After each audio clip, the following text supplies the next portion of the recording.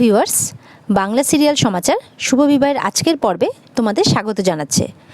প্রথমে আমরা দেখতে পাচ্ছি তেজ গাড়িতে করে বাড়ি ফিরছে আর মনে মনে এটাই ভেবে যাচ্ছে যে সুধার সাথে আমি এই ব্যবহারটা করে ঠিক করিনি, সুধার বাড়ির লোকের সাথে আমি এই ব্যবহারটা করে ঠিক করিনি। আর এই ভাবতে ভাবতে হঠাৎ করে একটা অ্যাক্সিডেন্ট ঘটিয়ে ফেলে। তার গাড়ির সামনে একজন বয়স্ক ভদ্রলোক চলে আসে। তখন তেজ গাড়িটা থামিয়ে দেয়। পাড়ার লোকজন তো জড়ো হয়ে যায়। তারা বলতে থাকে, আপনি নামুন গাড়ি থেকে, আপনি কিভাবে গাড়ি চালাচ্ছেন, নামুন, এক্ষুনি নামুন গাড়ি থেকে, বলছি নামুন। তখন দেখা যায় সাইডে বাইকের উপরে বসে আছে সেই গুন্ডাটা, যেই গুন্ডাটার হাত থেকে তেজ সুধাকে বাঁচিয়েছিল। এদিকে তো সেই গুন্ডাটা তেজকে চিনতে পেরে বলে, এটা তো তেজ বসু মল্লিক। চিনতে পেরে সে তার বসকে ফোন করে। বস তখন বলে, এই তেজ বসু মল্লিক আমাদের সাথে যা যা করেছে তা আমাদেরকে সুদে আসলে ওসুল করতে হবে, আমরা এখান থেকে বেরোতে পারবো না, যা করার তোকেই করতে হবে। এদিকে দেখা যায় ওই গুন্ডাটা দৌড়ে যেই ভদ্রলোক পড়ে গেছেন সাইকেল নিয়ে তার কাছে এসে কিছু একটা বলে দেয়। আর এদিকে তো তেজকে নামার জন্য সমস্ত লোকজন বলতে থাকে যে আপনি নামুন, এক্ষুনি নামুন গাড়ি থেকে। তেজ বলে, আমি এটা ইচ্ছা করে করিনি, কিন্তু কেউ তেজের কথা শোনে না। গাড়ি থেকে নেমে যায়। নেমেই লোকটিকে বলে, দাদা আপনি ঠিক আছেন? আর লোকটি তো খুব জোরে জোরে অভিনয় করতে থাকে আর হাউমাউ করে কাঁদতে থাকে। গুন্ডাটাও তখন উল্টোপাল্টা বলতে থাকে তেজকে, মেরে দিয়ে আবার ভালো মানুষই দেখানো হচ্ছে, এই রাস্তাটা কি আপনার বাবার? তেজ খুব রেগে যায়। তেজ বলে, বাবা তুলে কথা বলবেন না, ভদ্রভাবে কথা বলুন, ভেতরে একটা বাচ্চা আছে। পাড়ার লোকজন উল্টোপাল্টা বলতে থাকে তেজকে। এদিকে গুন্ডাটা উল্টোপাল্টা বলতে থাকে, তেজের গায়ে হাত দিতে থাকে। এদিকে গুন্ডাটা তেজের কলার ধরে নেয় আর বাকিরা বলে, চল একে টেনে নিয়ে চল, পুলিশ কিছু করতে পারবে না, মিডিয়া ডাক। এদিকে সুধা গয়নার দোকান থেকে গয়না উদ্ধার করে। ওদিকে দেখা যায় চিকু কাকে ফোন করবে কিছু বুঝে পায় না। গাড়িতে ফোন দেখে বলে, কাকে যে আমি ফোন করি। এদিকে সুধা তো হার পেয়ে খুব খুশি হয়। বলে, এই হার আজকে যদি আমি না পেতাম তাহলে আমার পরিবারের উপর, আমার শিক্ষার উপর আঙ্গুল উঠত। আর তেজের বলা কথাগুলোই ভাবতে থাকে। সুধা বলে, আজকে আমি একদম ঠিক কাজ করেছি, বাবা যেখানেই আছেন আমাকে ঠিক ক্ষমা করে দেবেন।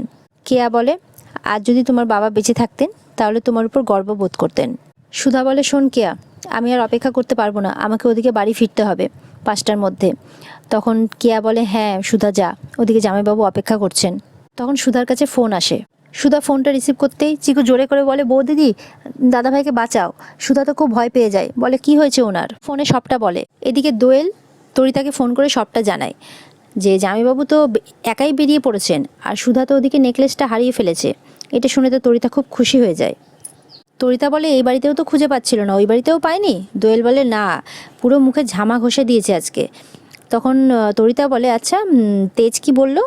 জামাইবাবু তো জানিয়ে দিয়েছে যে নেকলেস খুঁজে পাওয়া না গেলে সুধা দিদি আর ওই বাড়িতে ফিরবে না। আর এটা শুনে তো তরিতা আরও খুশি হয়ে যায়। দোয়েল বলে, নেকলেস তো আর খুঁজে পেল না সুধাদি, কারণ ওটা তো এই বাড়িতে, বিয়ে বাড়িতেই চুরি হয়ে গেছে, সুতরাং সুধাদির আর ওই বাড়িতে ফেরা হলো না। এই সমস্ত কথাবার্তা চলতে থাকে দুজনের মধ্যে। দোয়েল বলে, সুধাদি আবার বেরিয়েছে। তরিতা বলে, বেরিয়েছে? বেরোনো শুনে তো তরিতা ঘাবড়ে যায়, বলে, ওই নেকলেস খুঁজতে বেরায়নি তো?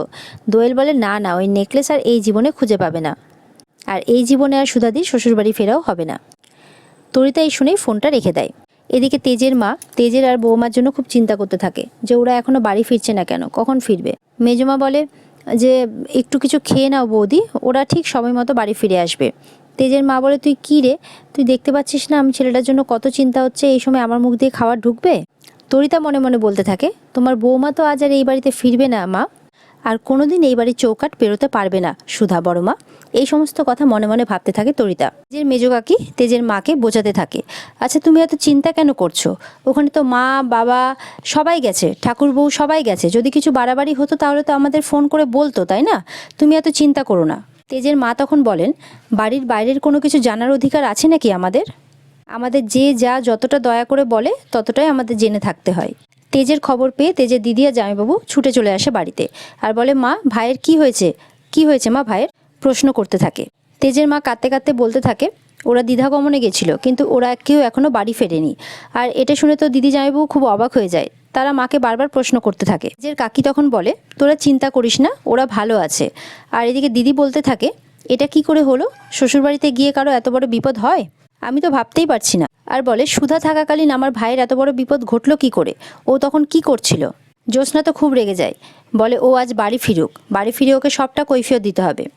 তখন ছোটো কাকা এসে বলে, 1 মিনিট একটু চুপ কর।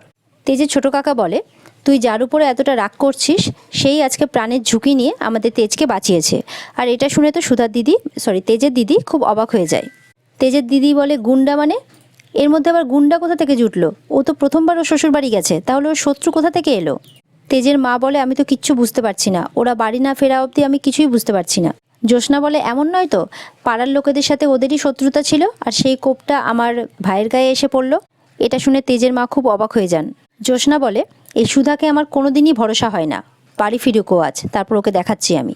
তখন তরিতা বলে, সুধা তো আর বাড়ি ফিরবে না ঠাকুরজি। আর এটা শুনে সবাই অবাক হয়ে তরিতার দিকে তাকায়। তরিতা তখন বলে, বড় ঠাকুরমায়ের দেওয়া পুষ্পরাগের নেকলেসটা সুধা হারিয়ে ফেলেছে, তাই জন্য দাদাভাই ওকে বাড়িতে নিয়ে আসতে চায়নি। বলেছে যদি নেকলেসটা খুঁজে না আনতে পারে তাহলে এই বাড়ির চৌকাটে সে পেরোতে পারবে না। আর এটা শুনে তো জ্যোৎস্না খুব অবাক হয়ে যায়, বলে যে কি, ঠাম্মির দেওয়া নেকলেসটা সুধা হারিয়ে ফেলেছে? তরিতা বলে, সেই জন্যই তো বলছি এই বাড়ির বড় নাত বউয়ের আর এই বাড়িতে ফেরা হবে না গো। ঠাম্মি তখন বলে, তোমাকে এই খবর কে দিল ছোট নাত বৌমা? তরিতা তো পুরো চমকে ওঠে। তরিতা তখন ঠাম্মির সামনে গিয়ে আমতা আমতা করতে থাকে। ঠাম্মি বলে, আমতা আমতা করছো কেন? যদি সৎ সাহস থাকে তাহলে পুরো কথাটা বলো দেখি শুনি। ঠাম্মি বলে, বড় বৌমা, বরণ ডালা সাজাও, আমার দাদা বড় নাত বৌমাকে নিয়ে বাড়ি ফিরছে। এটা শুনে তেজের মা তো খুব খুশি হয়ে যায়। তরিতা তো এটা শুনে অবাক হয়ে যায় আর মনে মনে বলতে থাকে বাড়ি ফিরছে।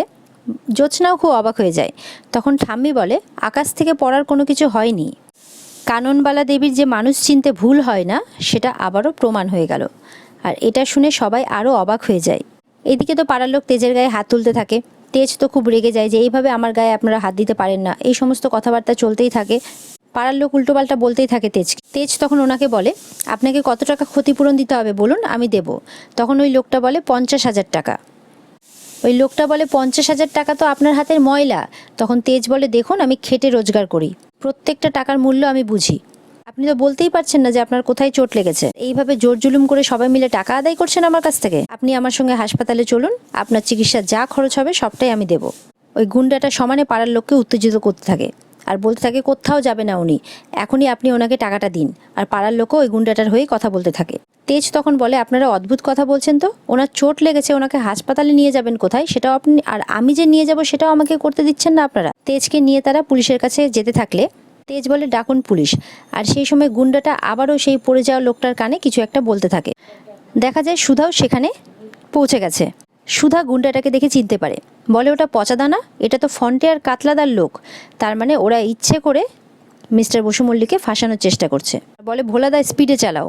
যেই লোকটা সাইকেল নিয়ে পড়ে গেছিল আর পড়ে থাকার ভান করছে আর এতগুলো টাকা চাইছে, সুধা ইচ্ছা করে তার দিকে জোরে করে অটোটা নিয়ে যায়। আর এই দেখে তো লোকটা ভয়ে সাইকেল নিয়ে ছুটতে থাকে। তখন পাড়ার লোকজন বলে, আরে এ তো পুরোপুরি সুস্থ, এ তো ভালো আছে। বলে, এই ধরতো ওকে, ধরতো। পাড়ার লোক ওই লোকটার পেছনে চলে যায়। আর এদিকে গুন্ডাটা তো ভয় পেয়ে যায় যে আরে এখানে তো সুধা এসে পড়েছে, আমাকে দেখলেই তো সবটা ধরে ফেলবে। তখন গুন্ডাটা ওখান থেকে পালিয়ে যায়। আবারও একবার সুধা তেজের প্রাণটা বাঁচিয়ে নিল। এটা দেখে তো তেজ পুরো অবাক হয়ে যায়।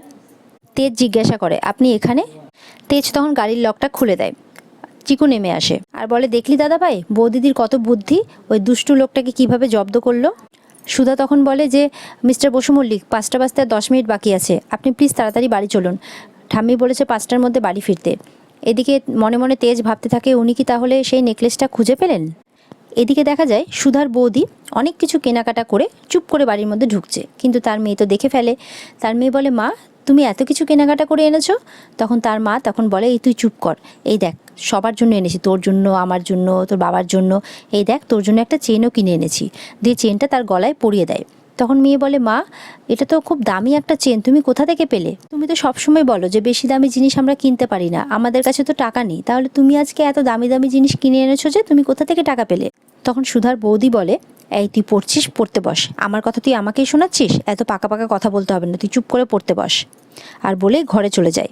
তখন সেখান দিয়ে সুধার দাদা যাচ্ছিল। আর সুধার দাদাকে দেখে মেয়েটি বলে, বাবা দেখো মা কত সুন্দর আমার জন্য সোনার চেন কিনেছে। আর এটা দেখে তো সুধার দাদা খুব অবাক হয়ে যায় যে অদিতি সোনার চেন কিনে এনেছে, ও টাকা পেলো কোথা থেকে? আর মনে মনে সেই দিনের কথা ভাবতে থাকে যেই দিন সকালবেলা মোড়ের মাথায় যেতে দেখেছিল অদিতিকে। আর মনে মনে ভাবতে থাকে অদিতি কী লুকোচ্ছে আমাদের থেকে। এদিকে তেজ আর সুধা বাড়ি ফিরে এসেছে। তেজকে দুয়ারে দেখে তরিতা বলে, এ কি দাদা ভাই, দিদি বাড়ি ফিরে আসেনি? তাহলে কি ঠাম্মির নেকলেসটা খুঁজে পায়নি দিদি? ইস, আমি জানতাম যে ওটা খুঁজে পাওয়া যাবে না। এই সমস্ত কথা বলতে থাকে তরিতা। আর সুধাকে নিয়ে আর সেই নেকলেসটাকে নিয়ে অনেক কথা বলতে থাকে, সমানে বলতে থাকে, যেটা একবার হারিয়ে যায় সেটাকে আর খুঁজে পাওয়া যায়? ইস, ঠাম্মির নেকলেসটা তাহলে আর খুঁজেই পাওয়া যাবে না। সবাই তরিতার দিকে তাকিয়ে থাকে। তরিতা বলে, আচ্ছা ঠাম্মি, তাহলে কি দিদিভাইয়ের আর এই বাড়িতে ফেরা হবে না?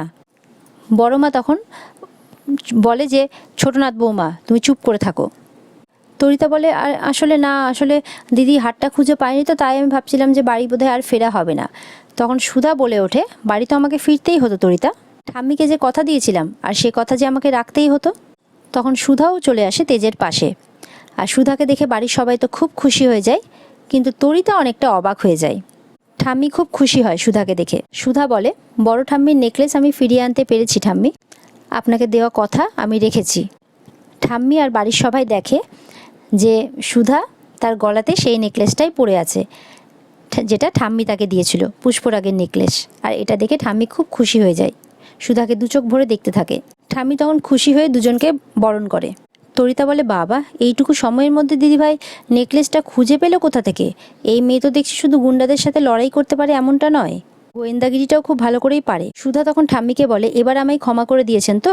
ঠাম্মি তখন বলে, না বড়নাথ বৌমা, এত সহজে আমার ক্ষমা কেউ পেতে পারে না। আমার ক্ষমা, বিশ্বাস এগুলো জোর করে কেউ আদায় করতে পারে না, এগুলো অর্জন করে নিতে হয়। সুধা বলে, করবো ঠাম্মি, আমি আবারও আপনার বিশ্বাস, ভরসা সব কিছু অর্জন করব। ঠাম্মি বলে, কিন্তু তার আগে আমাকে একটা কথা দিতে হবে। ঠাম্মি বলে, তোমাকে প্রতিজ্ঞা করতে হবে যে আর কোনো দিনও কোনো কথা তুমি আমার কাছ থেকে আড়াল করবে না। সুধা তখন ঠাম্মিকে বলে যে, ঠাম্মি, আমিও কিছু আপনার কাছ থেকে আড়াল করতে চাই না। তাই এই বলে সুধা যখন সত্যিটা বলতে চায়, তখন তেজ সুধার হাতটা ধরে তাকে থামিয়ে নেন। সুধাকে থামিয়ে দিয়ে তেজ তখন বলে যে, বসু মল্লিক পরিবারের মান সম্মান আমার কাছে সবার আগে, তাই আমি তোমাকে কথা দিচ্ছি যে এই রকমটা আর কোনোদিনও হবে না, তোমার কাছ থেকে কোনো সত্যি আর কোনোদিনও আড়াল করা হবে না। সুধা অবাক হয়ে তেজের দিকে তাকিয়ে থাকে। তেজ বলে, এই বাড়ির অসম্মান হয়, এই বাড়ির লোকের কষ্ট হয়, এরকম কোনো কাজ আজকের পর থেকে উনি আর করবেন না। সুধা চুপ করে থাকে। আর আজকের পর্ব এখানেই শেষ হয়ে যায়। তো বন্ধুরা, তোমাদের যদি আজকের পর্ব ভালো লেগে থাকে তাহলে আমার চ্যানেলকে লাইক, কমেন্ট আর সাবস্ক্রাইব করতে ভুলবে না। আগামী দিনে আবার দেখা হবে শুভ বিবাহের এক নতুন পর্ব নিয়ে। ততক্ষণ সবাই ভালো থাকবে।